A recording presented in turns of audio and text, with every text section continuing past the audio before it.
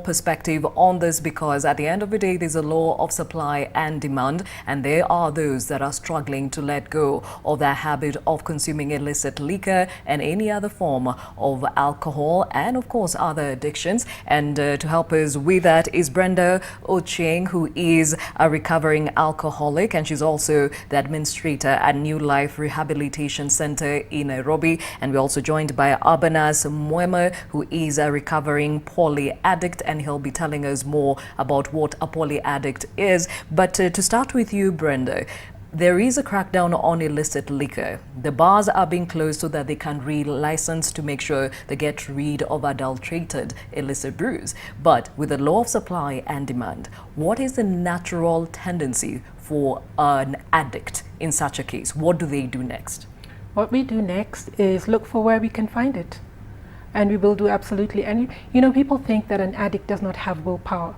An addict has a lot of willpower. Maybe it's misdirected, and in any case, addiction is not about willpower. Therefore, if you take away my liquor from where I would normally get it in a legal place, then I will look for an illegal place. If you're going to close the bar, then I will look for a kiosk that seems to be selling bread and milk, but will have alcohol there. I will walk the extra mile. I will do anything. You'll pour it on the tarmac, and I will lick the tarmac. I will do anything possible, but I will get my alcohol.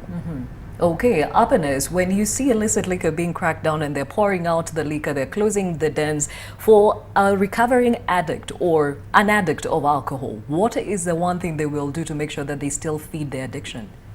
Okay, right now, what I can say, to my side, when I see that alcohol being poured down, I'm actually very much concerned about it, because I have even gone ahead, and as a recovering poly addict, I've started a campaign on this alcohol.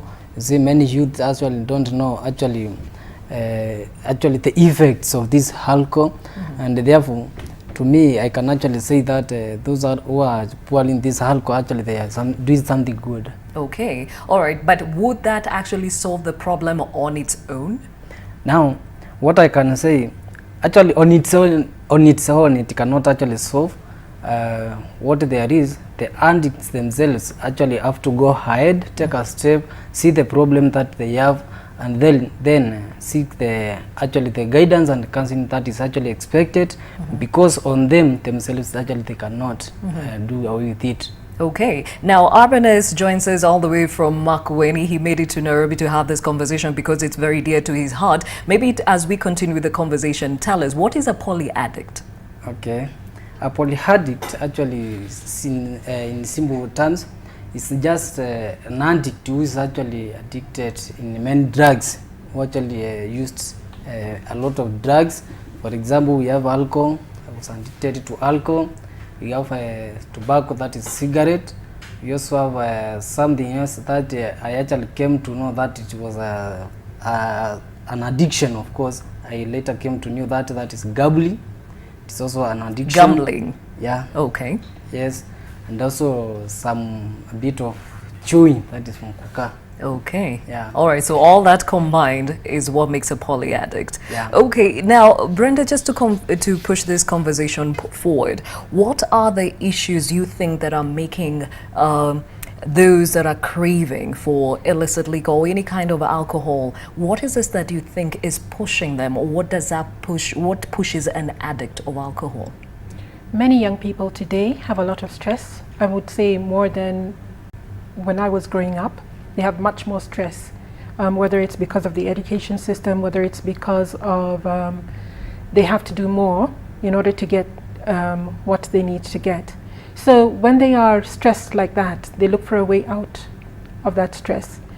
There are people called peddlers who target them and will make them think, if you smoke this, like Bangi, if you smoke this, you'll be really, really bright. If you drink this, your stress will be over.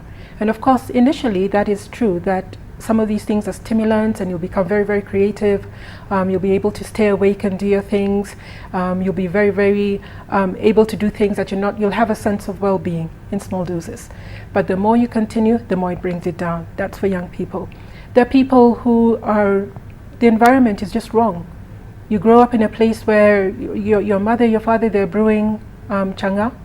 Of course, you're going to be having changa for breakfast, and your tolerance gets very high. I mean, the youngest alcoholic, I think, is less than 9 years old in Kenya. So the environment, the society. Nowadays, we want to live rather like the West. We are very individualistic. That whole thing about people being together is lost. When I was growing up, there's no way a young person in uniform would be wandering around the streets and another adult does not say, "Why are you not in school? You'll be sent back to school," and we know what uniform this is. Today, somebody in uniform can actually go into the bar and buy liquor, and well, it's not my child, so I don't care. And so we are too busy making money. We are not there for our children. We are not there, we are not close-knit as a family. So when they have emotional needs and when they have problems, they have nobody to turn to, because mommy's coming home at 9 and daddy, well, he's gone off somewhere to make money, so I'll only see him over the weekend. Who am I going to talk to? TV.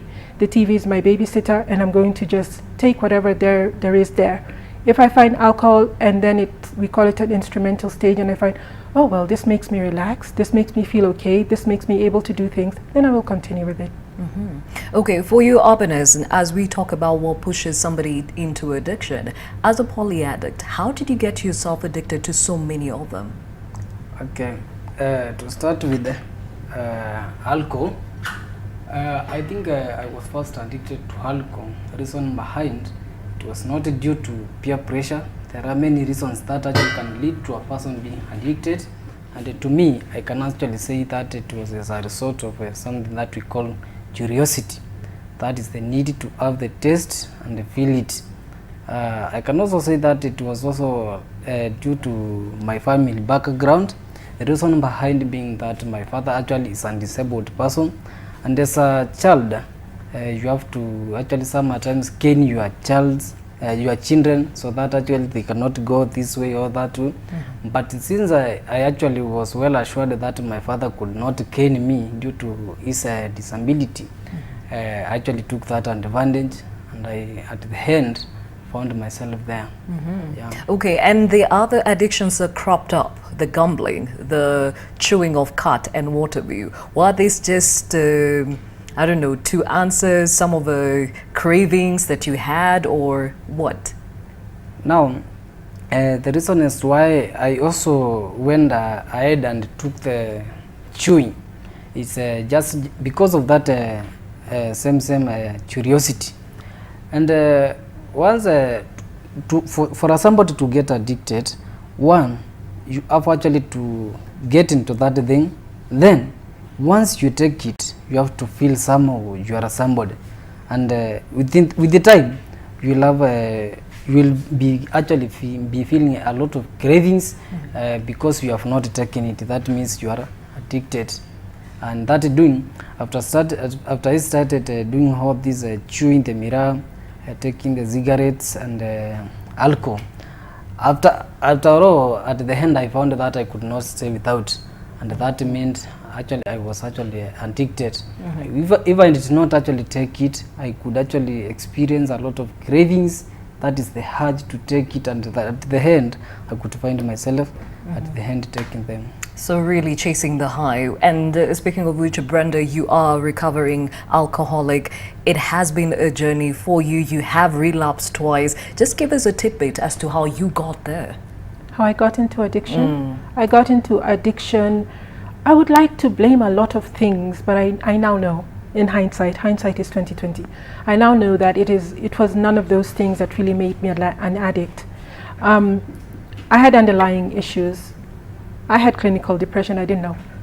I had anxiety, I've always been anxious, I've always been that extra nervous person. It does help me sometimes to get things done, but as I grew older, it wasn't helping. I had broken dreams. I mean, one of which was a foiled engagement, and that really, I think that's what really tipped me over. Because after that, I started to engage in even work kind of related things that exposed me to alcohol, and already I have all these emotional and psychological issues. And then I started with vodka. I mean, if you start with vodka, where will you end? You know, with its 40-70% content. So I went to rehab. I mean, afterwards I realized I have a problem. I really have a problem. And what made me realize I have a problem is that I then got TB and I couldn't believe I have TB. I mean, I'm in the fashion world. I mean, all that sophistication, TB from where? But I had to come to terms with it. And when I realized that I cannot drink, I cannot stop drinking because the people who gave me the medication said, you cannot take this medication and drink, you will destroy your liver. And that's when I realized that I can't stop. I stop and I feel as though, I don't know, my spirit or my soul, something is leaving me. I'm about to die. I just have to drink. And then I realized that I have lost control. I still couldn't call myself an addict, but I realized I've lost control, and I started to look for help. I looked on, it just happened that somebody was on TV. His name is David Ogot, goinghome.com. I saw him and he was talking about addiction. He was talking about his story, but it was my story, because apparently addicts all do the same thing. You know, the whole thing that if you invite me, is there alcohol? Otherwise, I'm not interested. Gulping drinks before going to a function, and then gulping drinks when you come back. Everything was just similar. So afterward, I looked for him. I was quarantined at the time. I had TB, so I couldn't move about. Then my business fell. I had a Dancing Mannequins, which was a modeling agency, all about people. So I had to stay away from people, and this was just driving me literally insane. Literally, I used to smash things. And afterwards, I got hold of David, and eventually he directed me to a cheaper rehab. The rehabs I was hearing of at that time were like 250,000. I don't even have 3,000 shillings at the time. I don't even have a bank account. The bank has closed my account because nothing's coming in, and ledger fees are being taken. So I went to rehab, and rehab was awesome. I went to Asumbi, and the program was awesome, and I still say that program is one of the most awesome. But the underlying issues were not dealt with still, because they dealt with the addiction, but going out, the world hasn't changed. The same things that were there before, that were pushing me over the edge, were still there. Where do I even start? Because I went to rehab when I was 40. And much as you'd like to say all those cliches, life begins at 40, where do I start? I don't even have a house to call my own. I'm going to go and live with somebody else who, by the way, drinks and keeps alcohol in the house. And then I'll go to somebody else, and there's somebody else, another relative who, well, I'm still an addict, so I still have some of these odd, personality traits and everything, and they're not going to be able to deal with that. And so I'm going to end up going back, and I'm feeling a failure all this time. I know it's going more and more that you are a failure. You cannot make it in life. You are not worth helping. You are not worth, empowering. And so you drink again eventually. And of course, my brother died of addiction. He died of liver cirrhosis. And whereas he had a liver problem to begin with, of course, the fact that he drank made it worse. A lot of other things happened. A lot of friends. I've lost so many friends to addiction. And then there was post-selection violence, where I couldn't go to the support group. You couldn't move around. And one of my best friends, who was a very elderly Englishman living downstairs, he was busy dying of bone cancer. So if I go downstairs, this pain. If I look on TV, this pain. If I look everywhere. So at some point, I just picked up a drink. The Kijiji is still open, my dear. If you close all the bars, the Kijiji is still open, and I can go there and I can get my drink. And that is how I relapsed. Okay. Yes. All right. It has been quite a journey, but a lot of introspection from it. We'll get to more of that. Now, urbaners, they say addiction is actually a very expensive affair. But for some reason, those that are addicted do not look like they have enough, but they somehow always find money for it. How, in your case, would you say you would be able to actually put in together the money to feed your addiction? Okay, now you have this thing actually I've talked of, this gambling, of which it is part of the addiction. It itself is addiction by itself. Actually, many times to get the money to satisfy myself in that addiction, actually I could gamble and have the money to take the alcohol, if it is alcohol, the mirror, the cigarettes, and also if it happened that I did not actually win, I could actually go ahead and I could actually disturb my parents, or else I could lie my friends. For instance, I could tell some of them that I was actually in a sale, and they could actually sell about 2K. I will actually have gotten the money I needed, and therefore I could actually carry myself, satisfy myself in the alcohol. Okay. Yeah. Now, we know of addicts who've gone to a point where they sell off their property, they go and sell off their family's properties. How far did you get in trying to feed the addiction before you woke up? Okay. This addiction, actually, I can say that it actually took me to an extent of thinking a lot of stealing, of course, because I can remember there is a time that I actually stole my father's goat and actually sold it. But after all, after I actually awakened, I was awake from this actually disease. It's a very dangerous disease. I actually went and made amends to my dad, and after all, he forgave me. In those times, I could actually steal. I could actually do each and everything to make sure that I have the money to go and take whatever that I required. Okay, all right. We are speaking about alcoholism. This week we have seen a major crackdown on illicit liquor, and of course the CS4 Interior has been involved in it. But with statistics like 30% of Kenyans aged between 15 and 65 have ever consumed alcohol in their life, well, a lot more needs to be done in as far as curtailing this is concerned, and we'll be talking more about it right after this break. We in studio have Brenda Ochieng, who is a recovering alcoholic, and she's also the administrator at NEWLIFE Rehabilitation Center. And we're also joined by Abanas Mweme, who is a recovering poly-addict. As he mentioned earlier, a poly-addict is one that is addicted to different drugs, alcohol, chewing cart, it could be gambling and what have you. That is what he is recovering from. Now, Brenda, most people say addiction has a certain look. True or false? A certain look. Yes, if it looks like a duck and walks like a duck and quacks like a duck, it is a duck. And so addiction has a certain progression and certain characteristics that, by the way, a drunkard is not necessarily an alcoholic, but an alcoholic is a drunkard. So he, for example, if he were a drunkard and if I were an alcoholic, there's something we have in common in that we drink a lot. Both of us drink a whole lot. But then there's a place where we part company. For example, when his boss threatens him with a letter, or when he will get arrested, he will stop because he can't stop. He just won't. For me, I can't.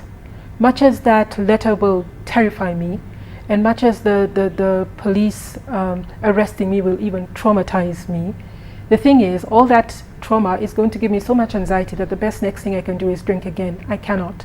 It's beyond me now to stop. Okay. So that's where now we are going to say, now this one here was not just a drunkard, is an alcoholic and is needing a different kind of intervention. Okay. Now we back to that conversation about alcoholism, and there are staggering statistics and of course facts that we need to be aware of and be alive to in as far as addiction is concerned, so that we understand as a society probably how to actually curtail some of these things we're trying to deal with. We're talking about illicit liquor, adulterated alcohol, and how to deal with those that are actually addicted to it. Still with me in studio, Brenda Ochieng, Abanas Mweme. Abanas, you joined us from Makueni, and they say in the rural areas especially, illicit liquor is a one form of alcohol that is readily available and most people get easily addicted to it. I guess at this point the question would be, what helped you get out of the addiction? Okay, it's a very good question. Now, for a person who is addicted, to move actually away from this addiction, it is not actually something that is very easy. It is very hard because it is actually being said that you cannot make alone. For instance, many times I could tell myself that I'm going actually to take the last, but tomorrow I will still find myself there with all the cravings, and then become remorseful, and then I just find myself taking it and promise myself still again I will not take tomorrow. But I did something that we call the hitting the rock bottom. That's when I discovered that I'm actually addicted and I cannot actually do by myself. Hence, I needed actually to seek advice from another person for me to be assisted on this addiction, since I could not actually move there by myself. That is a time when actually my guardian is called Mr. Chonda, of which I'm actually proud of him. He has done a lot to me to this far. He has made me actually to this far.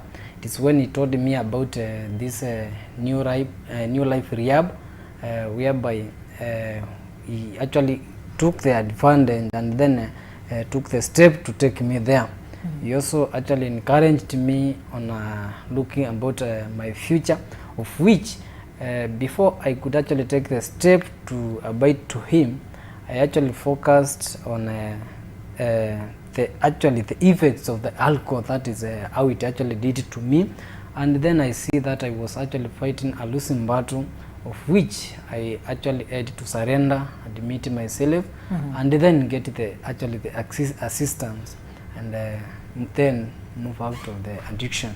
Okay, so accepting you have a problem first. Speaking of which, Brenda, you are an administrator at the NEWLIFE Rehabilitation Center. Before we speak about your role in that, there are many stereotypes around alcohol addiction or any addiction of any kind. You are too good looking, or you dress too well to be an addict. You should be able to be in control of your own life. Probably were some of those stereotypes some of the factors that pushed you farther and farther away? Yes, because I knew I was in trouble and I was looking for help. But people around me were able to help me, but could not believe that I can't just put my hand over the glass and said, I'm not having another drink. Because, I mean, even career-wise, I've really pulled stunts. I've done things that I'm not trained for. I've done things that other people could not do. So they could not believe that I can't just say no.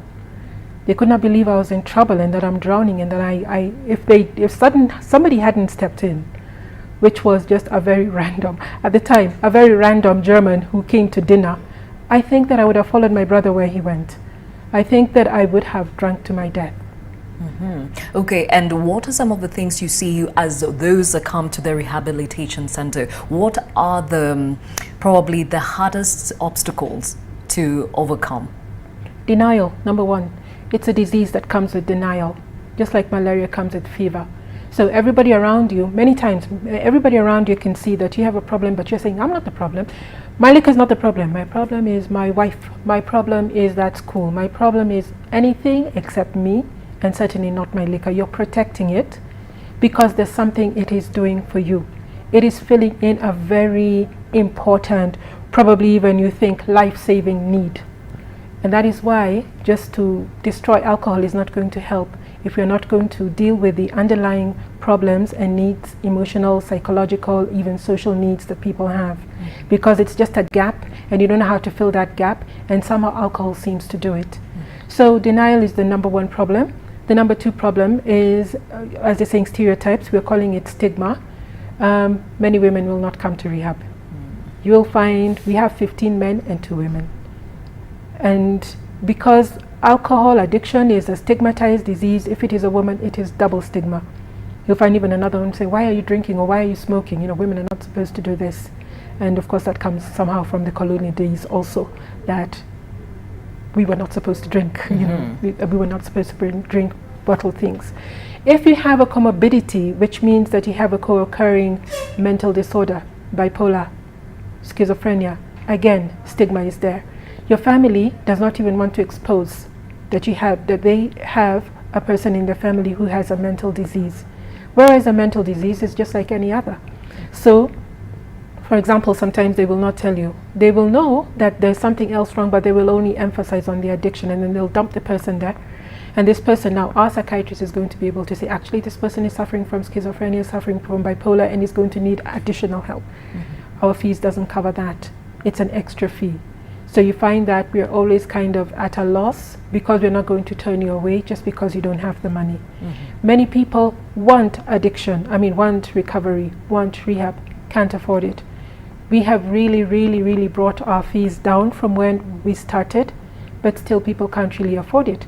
And now if you're knocking at our doors or somebody is saying, please help this person, then it would be unethical and inhumane to lock you out just on the basis that you don't have money. So we're kind of always running at a loss. Okay, and speaking about the cost of rehabilitation or even available rehabilitation centers, Abinus, you came all the way from Makueni to Nairobi to get the help you needed. Are there rehabilitation centers in Makueni? Actually, I cannot tell of one in Makueni. It appears that there is not, and if there is, actually, it is not familiar with me. And isn't this a vital thing that should be established, especially if you're talking about illicit liquor being the main cause of alcoholism in the rural areas?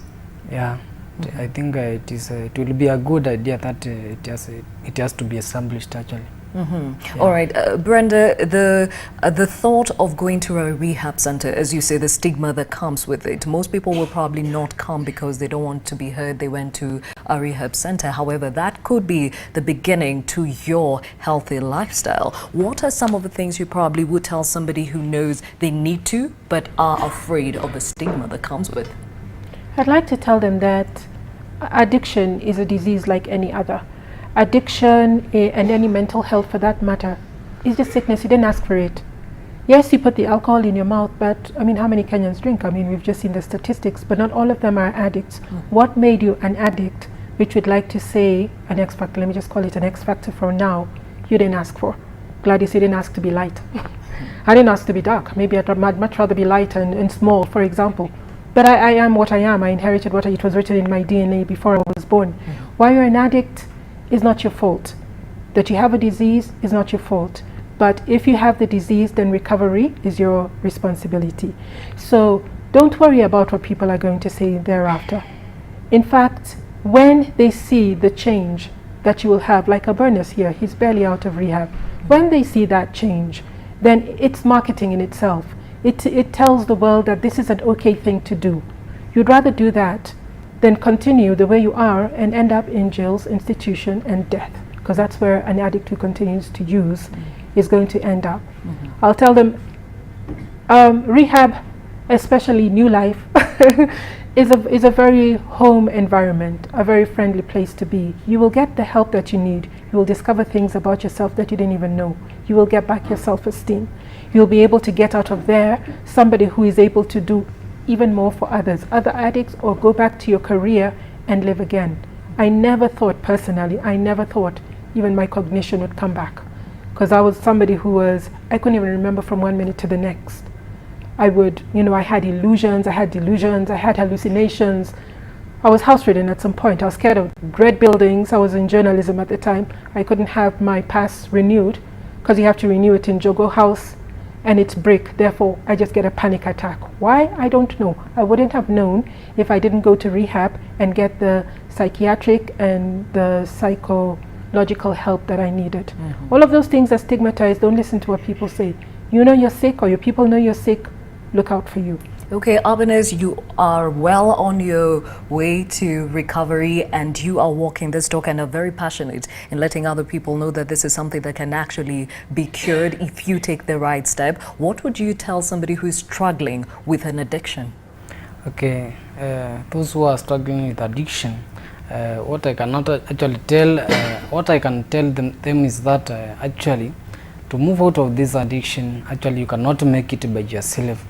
What there is just to take a step ahead, seek the necessary guidance and the counseling, and from there you can actually have the path that I followed. That is, we have the New Life Rehab. You can attend that. It is just a very simple program whereby within less than time that you actually save your life within a very short time. Therefore, what they have to know is that, one, they cannot make it by themselves, and then two, there must be that guidance and counselor who actually should actually direct them and into the correct way. Yeah. All right. Now, Rosemary, or rather Brenda, before I let you go, maybe a word or two for those that are responsible in, providing these institutions that go a long way in helping with alcohol or drug addiction. If you have an institution that is helping in alcohol and drug addiction, then please don't do it because of the money. This is one of the things, yes, we need to pay rent and to pay the utilities and everything, but money shouldn't be the driving force. The problem is so big as opposed to how many facilities actually exist. that our drive should really be to help people. Let's help the addict out there.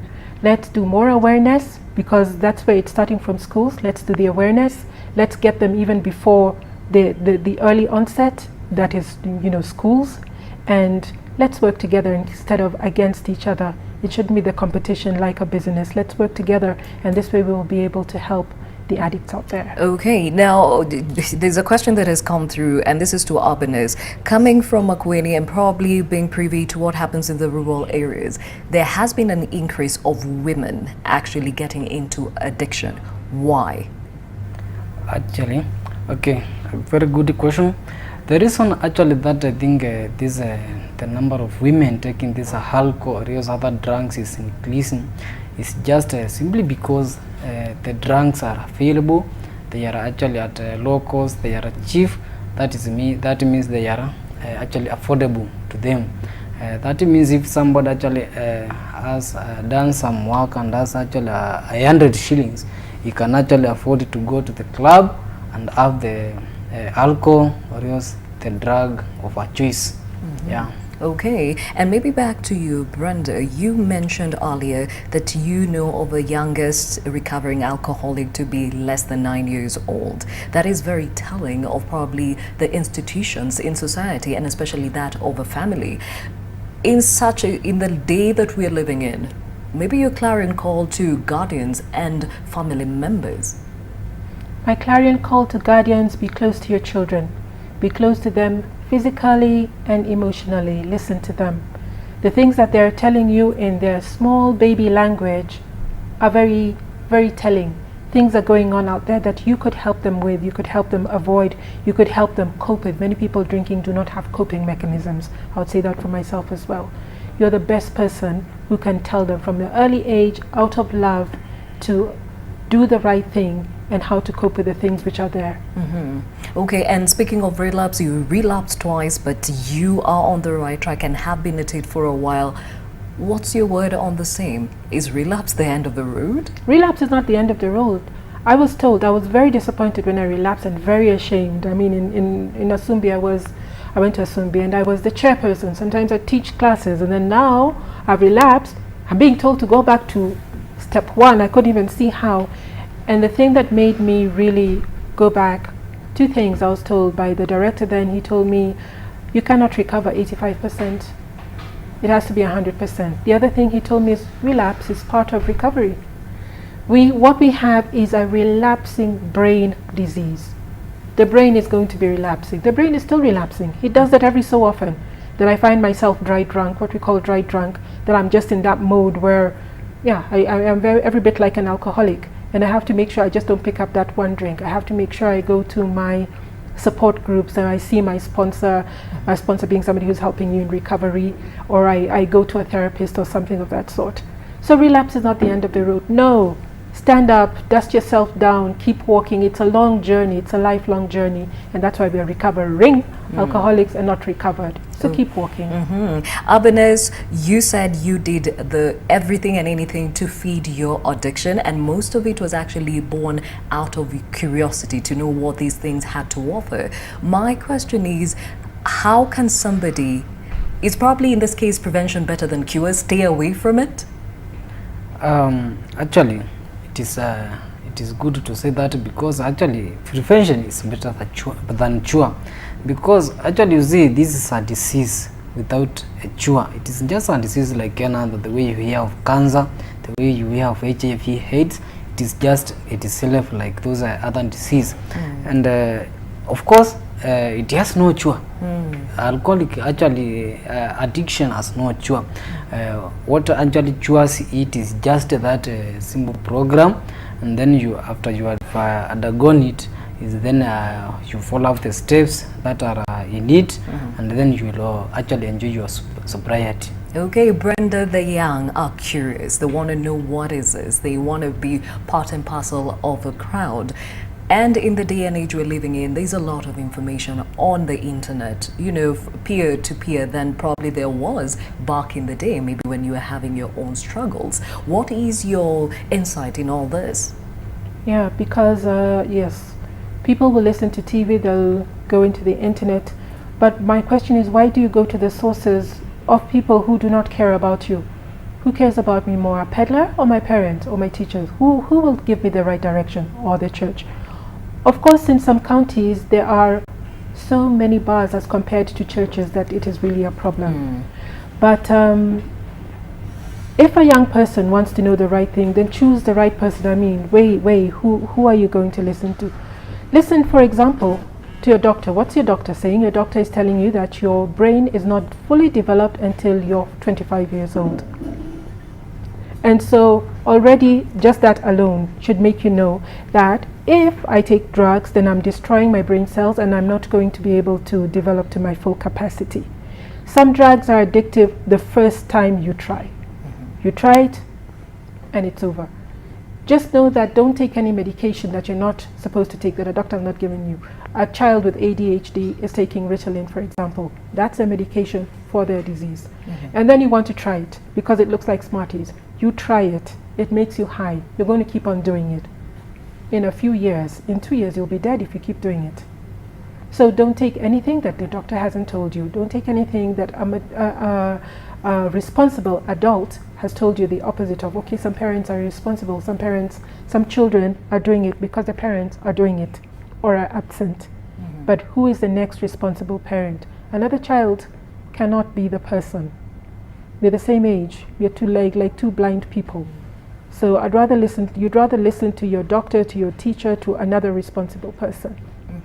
Okay, urbanist stigma coming from where you're coming from, is it something that holds people back from getting the help they need? Now, with me, actually, as I said, I'm actually very actually ready, and I feel quite encouraged after undergoing that program. I feel that there are no drawbacks in me that actually cannot make me undertake my what I'm actually willing to do. That is the campaign that I've actually started, going to schools, talking about this alcohol and other drugs, and giving all the way my experience to these drugs. Actually, I cannot see anything that can actually draw me back, and I'm actually ready to do it. Okay, all right. Thank you for making time to come to studio. Urbanist Moema, recovering poly addict. You came all the way from Makueni to tell your story. Asante Sana. Brenda Ocheng, a recovering alcoholic and administrator at the New Life Rehabilitation Center. We applaud the efforts you're making to help others walk a healthy lifestyle, and thank you for making time. Thank you.